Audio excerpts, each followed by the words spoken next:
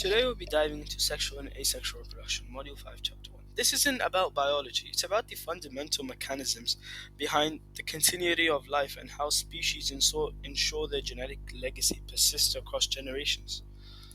Now, why is this so critical? Biologically, reproduction is the process of producing offspring so we can ensure a species doesn't just go extinct.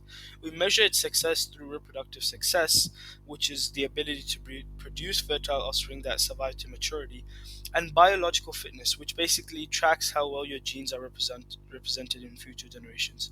Now, all these genes come together to form the gene pool. Remember, individuals die, but the species continues throughout this process. Now, nature uses two main strategies: sexual reproduction and asexual reproduction. Sexual reproduction usually involves two parents and gametes resulting in unique offspring with a mix of genes, but there's a tiny exception here. In sexual reproduction, an organism can also be bisexual, meaning it can self fertilize and produce offspring by itself. Now, another method is asexual reproduction. Asexual reproduction usually always involves one parent and no gametes creating. This creates genetically identical clones. It's basically nature's copy paste, no mixing of info, just perfect duplicates. Now, why should one choose a sexual route? The biggest advantage is genetic diversity. Random variations mean some offspring might have a selective advantage in changing environments, giving the other species a better survival chance. But however, the disadvantage, the catch, it's expensive. It takes massive time and energy to find a mate in the first place. Then after you have to produce gametes, and this increases your vulnerability to predators. In tough times, this is often the first biological process an organism will have to sacrifice to save energy. Now, to understand the how, we look at chromosome numbers. Diploid, which means two end cells, you could say, it's like your body or somatic cells. They have two sets. Haploid cells are one set of 23 chromosomes. Our gametes have only one set. Nature uses meiosis to halve the chromosome number during gamete production so that when a zygote fertilized egg forms, the species' constant chromosome count is perfectly restored. Instead of doubling every generation, the chromosome number remains constant because the gametes only consist of half the formal number, which is 46 in humans. Now, there are three key steps. Meiosis creates haploid gametes, like I said before, n equals 23, which is in humans. Now, when the sperm and eggs come together, this forms 46 chromosomes, which forms them into a diploid zygote. Now, mitosis then allows that zygote to divide and grow while keeping the chromosome number constant. The result is an offspring that is exactly 50% maternal and 50% paternal. Now, animals, they have creative setups. Most are unisexual, separate males and females, but some are bisexual, like I said in the beginning, or also called hermaphrodites, with both organs. This is a huge advantage for non-motile species or those in low population areas, where finding any mate is a win. The trade-off is the high energy cost of maintaining two different reproductive systems, and it's kind of less variation if they self-fertilize compared to when there's two different separate parents. Now, where the magic happens, it basically depends on the environment. External fertilization happens outside the body, usually in water so the gametes don't dehydrate. It produces massive amounts of gametes, but it offers little parental care. It leaves it open for predators, it can just die out, and there's very less amount of parental care.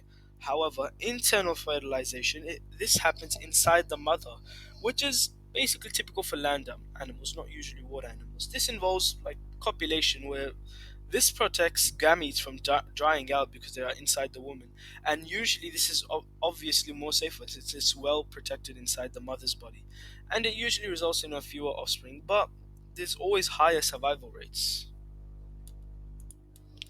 Now let's have a look at external fertilization. Check out the staghorn coral. They use environmental cues like moon phases and tides to trigger mass spawning, releasing millions of gametes into the sea. Bony fish do something similar, releasing large batches of eggs and sperm almost simultaneously.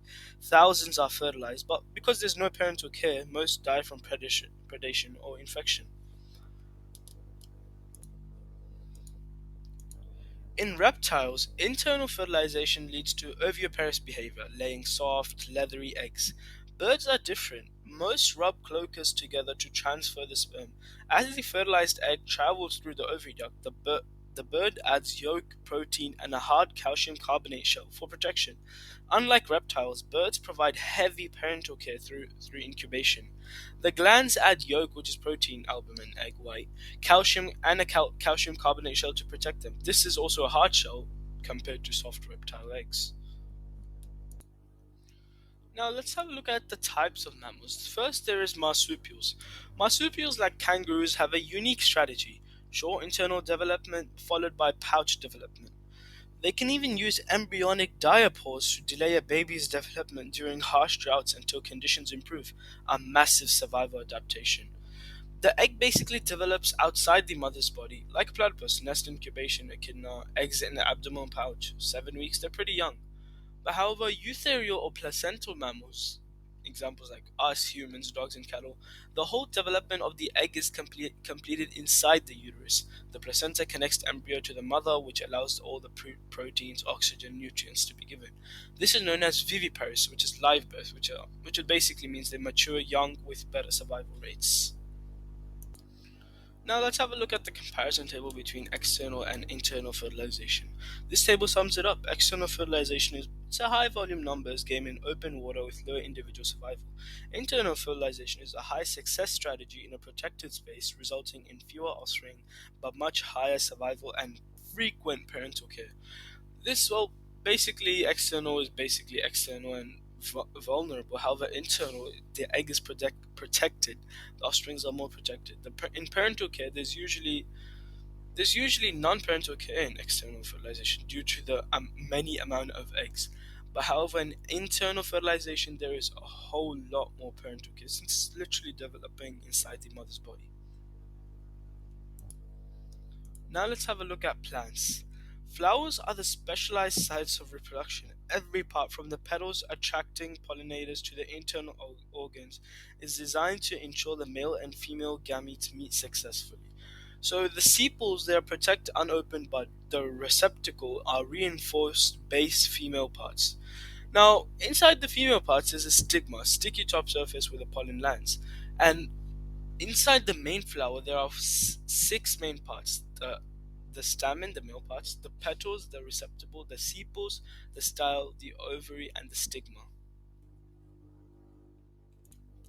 Now let's have a look at the process where it actually begins. Pollination is the transfer of pollen from the anthers to the stigma via wind, water, or animals. Self-pollination stays on the same plant, but cross-pollination is the goal because it creates much more genetic variation. It starts from cross-pollination, which is different plants, more variation, to fertilization, where the pollen tube grows downstyle. The sperm cell fuses with egg cell ovum in the ovule. It's inside the ovary. Now, after fertilization, the fertilized ovule seed contains embryo. Ovary, it becomes to fruit. Now, let's discuss about asexual reproduction. Let's introduce ourselves to it. Now, asexual reproduction, it has no gametes involved, and there's always one parent. And the offspring are basically genetically identical to the parent and each other. There is absolutely no genetic variations. It's, like I said in the beginning, it's just a basic copy and paste of nature. Now, there are pretty strong advantages. You can reproduce very quickly, and since there's only one parent, you don't even need to find a mate. And it's a competitive advantage if you're well adapted, and the main important thing is it uses way less energy. It's time efficient and uses less energy. However, disadvantage is the exact opposite to the advantage of sexual reproduction, where genetic diversity is the best advantage. However, in asexual reproduction, there is absolutely no variation in population. This means that as soon as the disease enters the population, the entire population could be wiped out. This is also makes it vulnerable to sudden environmental changes. It's like a predator, a drought could eliminate the entire species. Now, the alternation of generations is like organisms alternate between sexual and asexual reproduction. This is mostly common in like protists, fungi, and plants. Let's jump onto vegetative propagation. Plants also use asexual vegetative propagation, growing new individuals from roots, stems, or leaves. Since these are clones, they are genetically identical to the parent. It's the fast way to dominate an area if the environment is stable. For example, in yeast or fungus, the small bud develops onto the parent, the DNA replicates, nucleus divides, and this could also happen with plants, how they also asexually reproduce. So now let's dive into what we were talking about. So there are three types of vegetative propagation. The first is runners, which are long, thin stems that run along the soil surface. They most common in leaves, flowers, roots, and nodes. Examples are strawberries, spinifex grass. Now the advantage is that survival in harsh conditions, especially spinifex. And the second ones are rhizomes, which are basically underground horizontal stems. Number three is suckers slash sprouts, which the roots basically produce shoots, the new plants. Number four is apophysis, offspring from generative tissue without fertilization. You need no seeds or asexual seeds. The tissue is unfertilized ovules or leaf tissue. Now let's have a look at budding. In simpler life, we see budding like in yeast, where a new organism grows off the parent and detaches. There's also binary fission in bacteria, where one cell simply splits into two. These methods are insanely fast and energy efficient, but offer zero genetic variation. Basically, the DNA replicates, the nucleus divides, copy moves on into the bud. Now, when the bud detaches from the offspring bud when it's mature. Now, the thing is, it can replicate every 90 minutes. The numbers increase exponentially, and sexual reproduction usually occurs when nutrients are scarce for asexual reproduction. Now, in Hydra, they are multicellular. Hydra, jellyfish, brain coral, their cells divide by mitosis. Their multicellular outgrowth develops into a bud, which detaches and when it grows into an adult.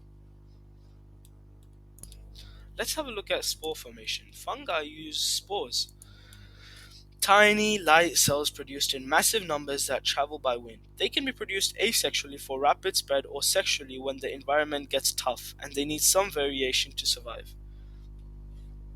To recap, asexual reproduction is all about spread and efficiency but lacks diversity. Sexual reproduction costs more energy but provides the genetic diversity needed to survive a changing world. Every strategy we're seeing is in a specialized tool for ensuring continuity of life. If any questions, please don't hesitate to message in the comments. Thank you.